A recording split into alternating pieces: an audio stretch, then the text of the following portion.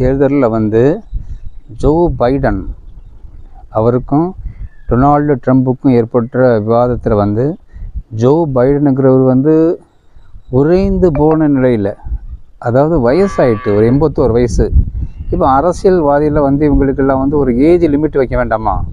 ஒரு வயசான ஆளை வந்து இவங்க வந்து இப்போ வந்து அமெரிக்க ஜனாதிபதி தேர்தலுக்கு இவங்க வந்து பரிந்துரைக்கிறாங்க. 81 வயசான ஆள்.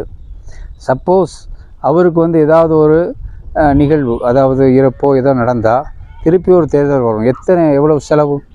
அதில் வந்து ஒரு ஏஜ் லிமிட் வைக்கணும். இந்த வயசான ஆளை வந்து நிறுத்தினா அவர் வந்து பல இடங்களில், அதாவது மீட்டிங்கில் போகும்போது குறைந்த நிலையில் காணப்படுறாருன்னு சொல்லி ஏற்கனவே உக்ரைன் பிரைம் மினிஸ்டர் எழுப்பி விட்ருக்காரு.